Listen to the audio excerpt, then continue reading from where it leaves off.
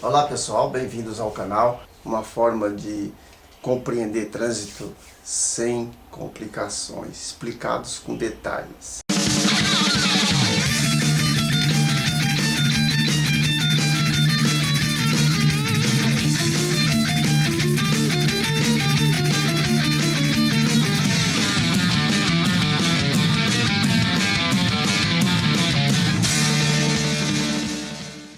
Mas hoje eu vou fazer um complemento de um vídeo que eu já coloquei no YouTube. Esse vídeo tratava dos assuntos dessas placas aqui, ó. Sinalizadores de perigo e marcadores de obstáculo. Essa sinalização ficou aí vários anos aí no Brasil, desde 2004, sinalizadas de forma errada, né? Aliás, até antes de 2004. Algumas sinalizações dessa daí errada, eu acabei colocando um vídeo na internet. Logo em seguida, o CONTRAN regulamentou e tirou esse negócio e mandou trocar essas placas. Mas por que eu estou falando isso hoje? Depois desse vídeo, o CONTRAN publicou uma resolução revogando a resolução que estava errada, de 2004, e determinou um prazo para ser trocadas essas placas. É aí que eu vou fazer uma observação aqui. Essas placas, provavelmente, conhecendo o Brasil, que serviu de modelo para aquele personagem Máscara, que sancionou a lei de Gerson, alguém vai querer levar essa vantagem. Essa placa é colocada como a lista, e do lado que a lista pende, é o lado que tem que se passar. Poucos motoristas sabem disso, mas é um sinal interessante. Ele sinaliza um perigo. Que perigo é esse? Uma coluna de concreto em dia de neblina. Quem vê essa coluna? Da mesma cor. Então essa placa ela destaca nessa coluna. Ela pode ser pintada na própria coluna ou pode ser colocada antes do obstáculo como forma de sinalizador de perigo. Marcas de obstáculo é aquela que se pinta no próprio obstáculo. É a mesma cor, mesma lista, mesma regra. Tá? A diferença é que no obstáculo ele pode ser o tamanho do obstáculo em qualquer dimensão. E aqui na plaquinha tem um modelinho próprio, né? Inclusive as medidas próprias dessas listas aqui, todas elas. O prazo foi dado até 2025 para troca dessas placas. A resolução fala troca, para ser substituídas. Olha só onde começa o jeitinho brasileiro, né? Essas placas não precisam ser substituídas. Se por acaso eu tenho uma placa sinalizando desse lado aqui, é só pegar a outra que sinaliza para o outro lado, né? Sinaliza para o outro lado, pega de lá e põe para cá, e a daqui põe para lá. Pronto, sinalizou o lado certo. Não precisa comprar placa nenhuma, certo? No caso dessas daqui, que são as maiorias, né? Elas estão colocadas na via desse jeito aqui. Porque essa placa aqui não precisa ser substituída.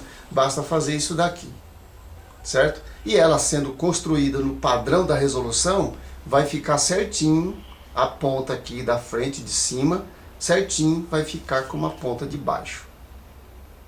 Não muda nada, só a posição. Não vai dar prejuízo nenhum. O que vai dar prejuízo é aqueles camaradas que já dão prejuízo pra gente. Todas elas continuam valendo, só precisa mudá-las de lugar. Mudou de lugar, ela está valendo do mesmo jeito. Não precisa fazer placas. Agora, os sinalizadores de obstáculo pintado, certamente vai ter que pintar de novo. Eu até imaginei que tinha vídeo na internet falando mais detalhes isso aí, mas tem um detalhe que ficou faltando, então eu resolvi complementar esses detalhes. O sinalizador de obstáculo desse daqui, que sinaliza obstáculo suspenso, ele tem que ser em linhas retas. Ele não pode ser nem assim e nem assim. Ele tem que ser em linha reta.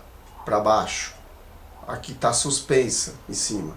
Outro detalhe também a respeito dessas listras, no conceito geral aqui, toda vez que se põe uma lista dessa em qualquer lugar, ela tem que seguir a lógica.